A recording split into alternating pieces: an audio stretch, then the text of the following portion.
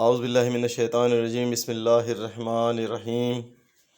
السلام علیکم ورحمۃ اللہ وبرکاتہ۔ سب سے پہلے اللہ تعالیٰ سے دعا ہے کہ اللہ تعالیٰ تمام بیماروں کو شفائے کلی عطا فرمائے۔ جو بھی بیمار ہیں، پریشان ہیں، اللہ تعالیٰ ان کی بیماریاں اور پریشانیاں دور عطا فرمائے۔ اللہ تعالیٰ تمام مسلمانوں کو، انسانوں کو صحت عطا فرمائے، آمین۔ ناظرین، آج میں آپ کو مثانے کی کمزوری کے بارے میں بتاؤں گا، اس کی علامات، وجوہات اور علاج۔ ناظرین، اس کی جو علامات اور وجوہات ہیں، وجوہات میں اس کی نیکوٹین اور کیفین ملے مشروبات کا زیادہ استعمال، مثلاً چائے اور کافی کا زیادہ استعمال جو ہے اس سے مثانہ کمزور ہو جاتا ہے۔ تیز چائے کی پتی اور زیادہ چینی کا استعمال، اس کی وجہ سے بھی مثانہ کمزور ہو جاتا ہے۔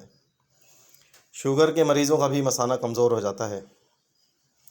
مثانے کی کمزوری کی بڑی وجہ پٹھوں کی کمزوری بھی ہے۔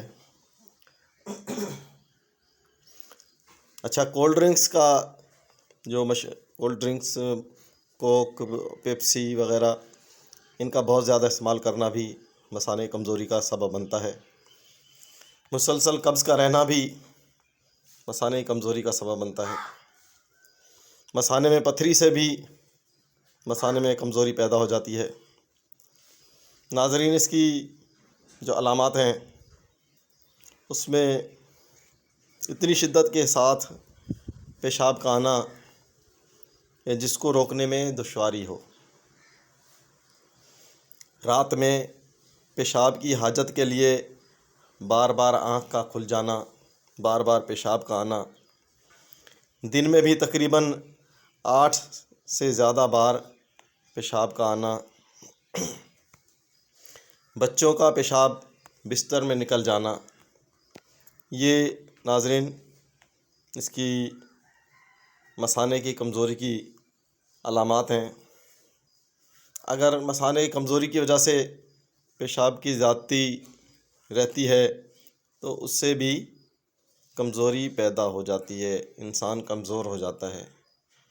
جیسے انسان کو موشن ہو جاتے ہیں، دست ہو جاتے ہیں، تو اسی طرح حکیموں کی زبان میں پیشاب کے زیادہ آنے کو بھی پیشاب کے دست کہا جاتا ہے۔ اس کا علاج جتنا جلد ممکن ہو سکے کرنا چاہیے، ورنہ یہ انسانی جسم میں کمزوری پیدا کر دیتی ہے۔ یہ ناظرین، تو میں اس کے علاج کے بارے میں آپ کو بتاتا چلوں۔ ایک ہی مختصر سا علاج ہے، ایک ہی دوائی، وہ بھی یونانی، جسے ماسکل بول کہتے ہیں، معجون ماسکل بول۔